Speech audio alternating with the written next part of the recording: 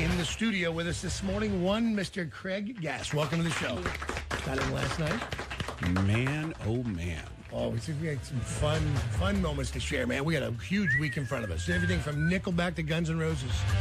And before I got here, I was telling people that I was coming to Kansas City. I go, my buddy Johnny Dare's going to be there. And I realize that my impression of you is horrifying.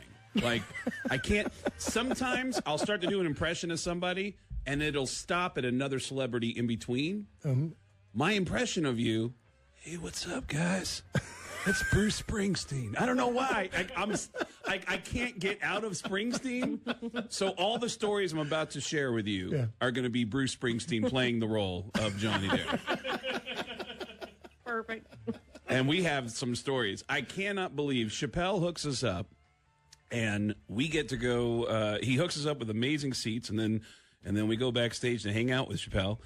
And Johnny goes, "Hey, Craig, I think that's Travis Kelce." And I look over and I go, "Oh my God, forget Travis. There's the most famous guy in Kansas City right there." And Johnny goes, "Oh, don't talk to him." Don't talk to him. Don't talk to Patrick Mahomes. And I was like, why? And I said, because I had a viral moment with Patrick Mahomes at the Super Bowl a few months ago. I think you're the toughest guy in the NFL. I have a list of injuries that I believe you would say yes, you would play through them. If somebody hurt your feelings, would you still play?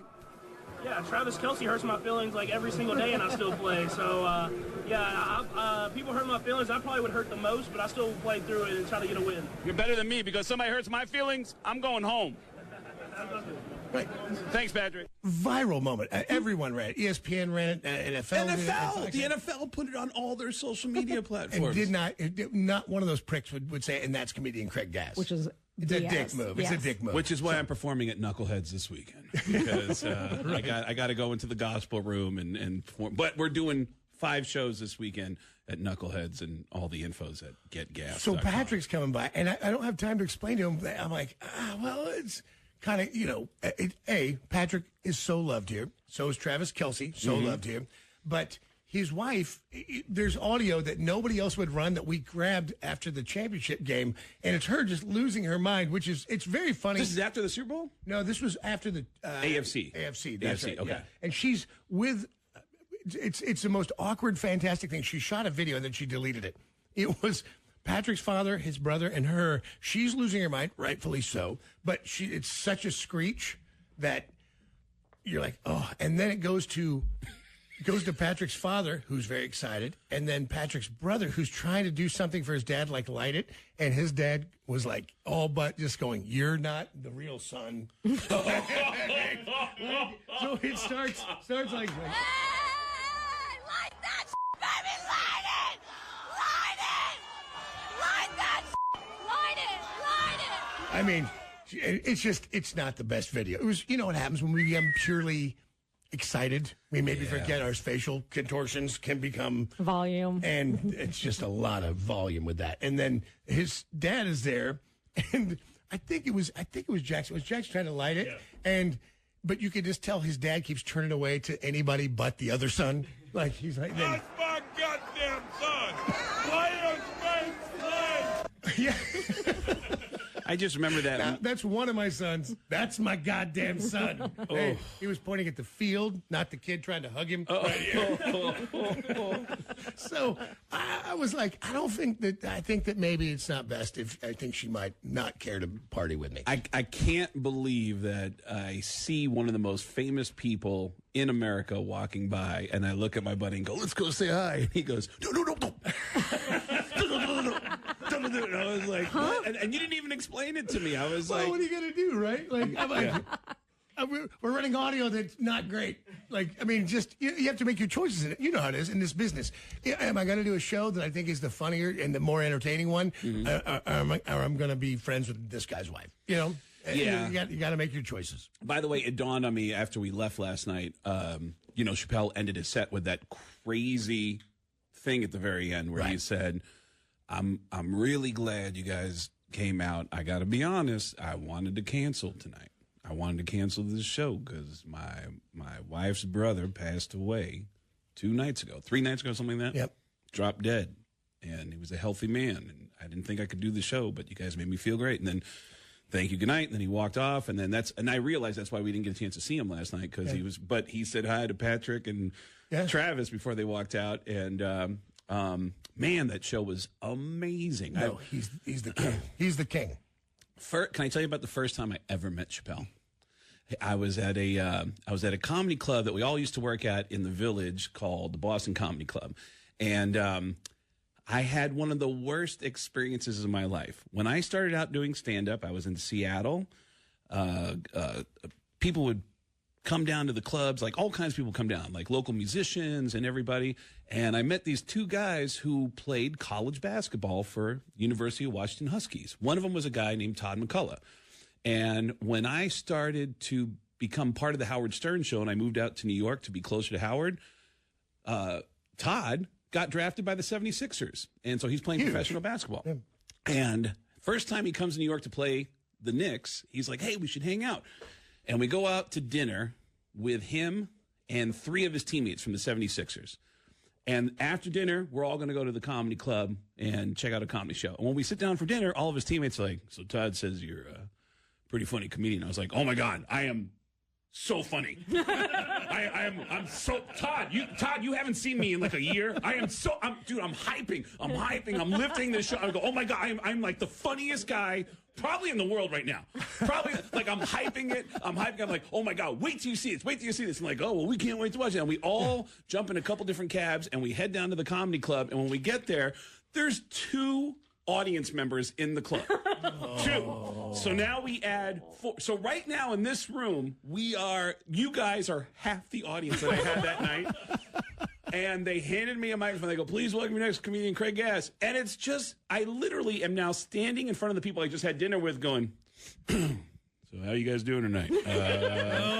It was the setup. It was a setup for disaster. There's no way to win in front of 6 people with a microphone. You've already spent 3 hours with. Now, this is an interesting twist because this guy's about to be here in a couple of days.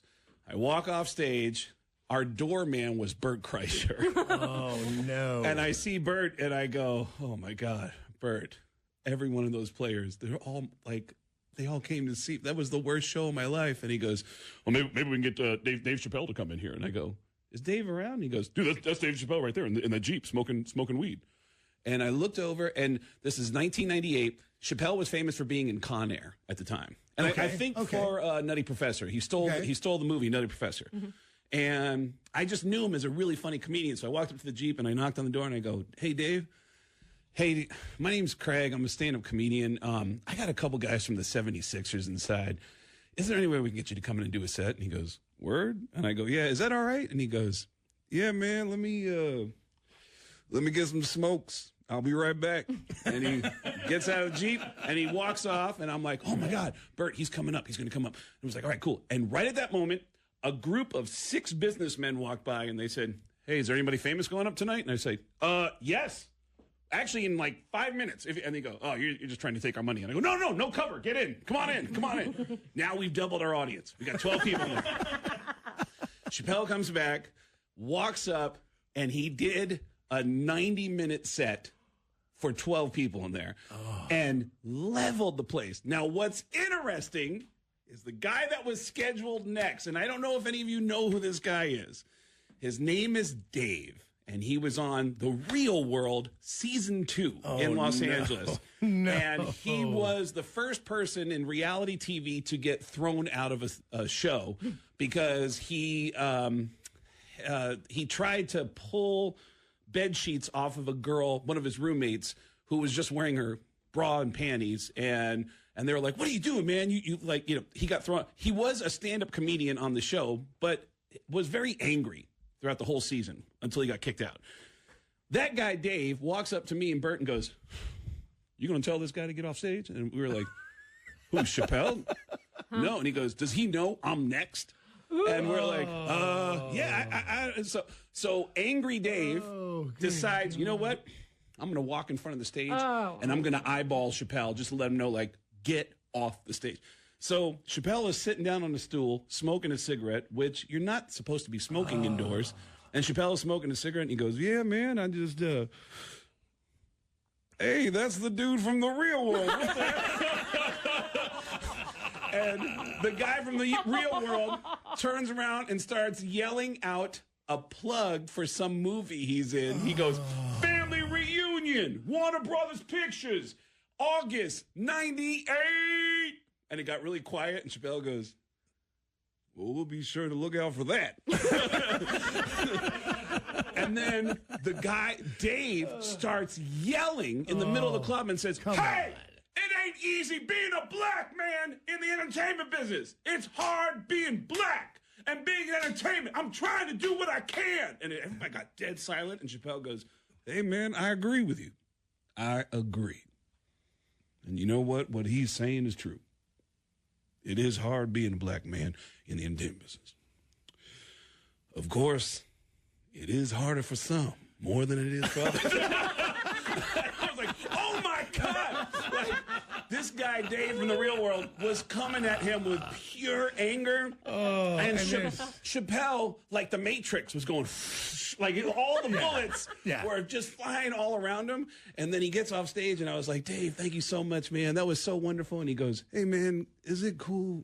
Can you ask your friends if I can get tickets to the game tomorrow? And I was like, absolutely. And I go, hey, Todd, Chappelle wants to come to the game tomorrow. Is it okay to leave him some tickets? He goes, yeah, how many? And I go, it's just him and his wife and his kid. He only had one kid at the time. And Todd goes, I'll just put all your seats together. Just go together. And I go, okay. And I go, hey, Dave, all of our seats are going to be together. And he goes, oh, okay, cool, man. Let me give you my number. And so we exchanged phone numbers. And then we hung out at the Knicks game the next night. And I remember telling Dave, I go, hey, so, all right, so the game's over. Just follow me. Basically, we're going to go to a family room. And I'm explaining to him, like, how this family thing happens. But as I'm explaining it, several members of the New York Knicks are like, Dave Chappelle! And they're like coming over and they're hugging him. And I'm like, I'm with him. I'm Craig.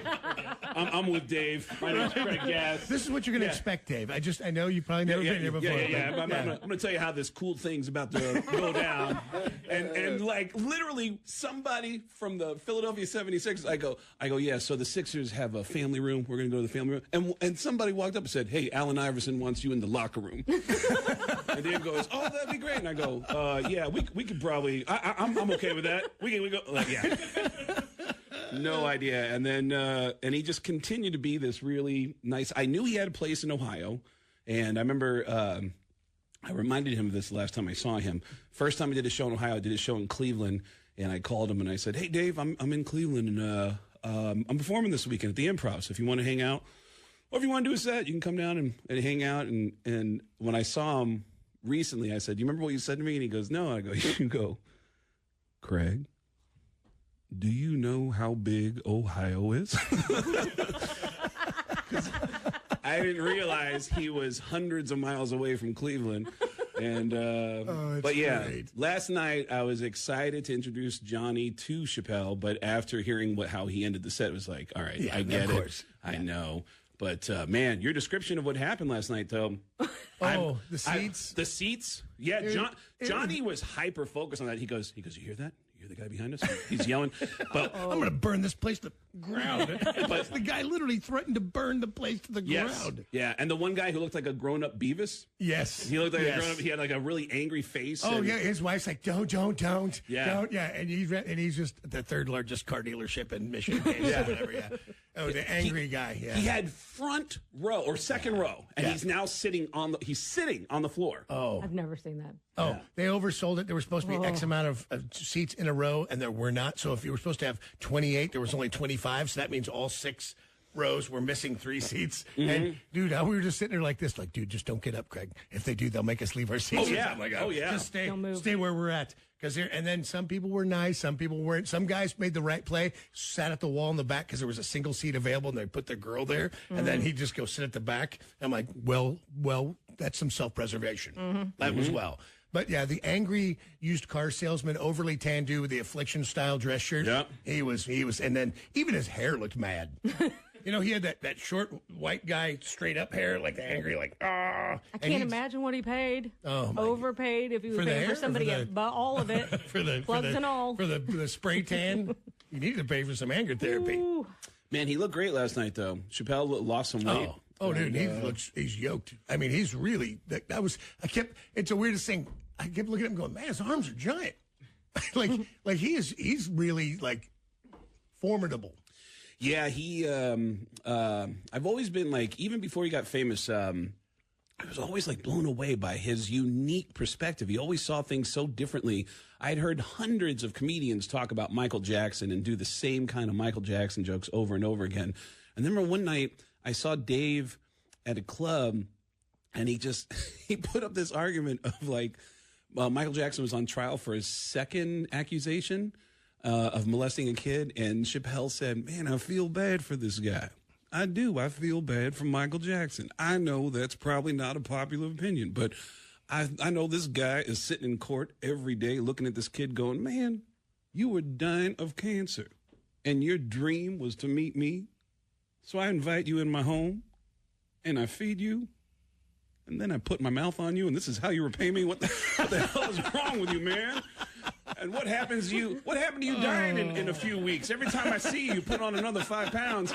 And then he went on to this incredible premise of he goes, which leads me to my point, which is how crazy, like, wouldn't it be the definition of irony if it turned out that the only thing that could cure cancer was to have Michael Jackson put his mouth on you?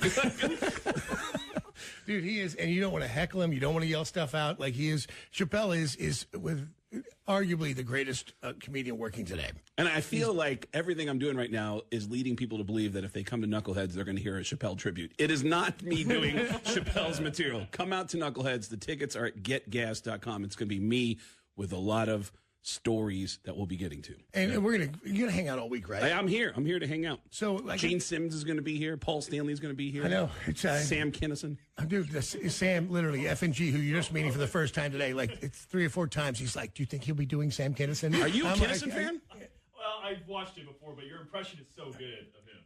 Wow.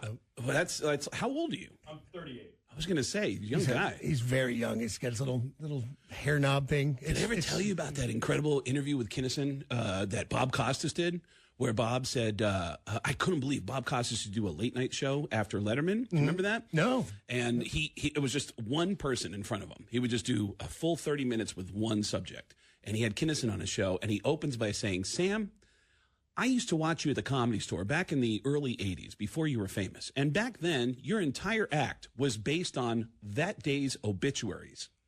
And I used to say to myself, you know what? This guy is brilliant, but he's too dirty, and he's never going to make it. And Sam goes, wow, yeah, I remember that. Yeah, I used to, and he explained the bit. Sam Kinison used to go on stage with today's obituaries and go, hey, folks, I want to thank you guys for coming out. Thanks for supporting stand-up comedy. And I'll tell you a couple people that you won't be seeing here tonight.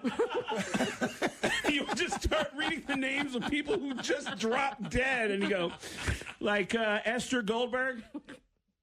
No, she didn't catch the bus. She's not here. But apparently, if you want to see her work, it's going to be available on Sunday at Evergreen Mortuary. These are the darkest jokes ever! Oh! Yeah. It was dark. Dark. Let me take a quick break. We're going to come back. Gas is going to hang with us. Don't forget, getgas.com with 2 S's. Get, G-A-S-S, for those Knucklehead shows. He's doing 5 shows, as a matter of fact. 5 shows. So hang with us, you guys, all week long. Gas is going to be hanging with us. Stay right there. Don't go anywhere.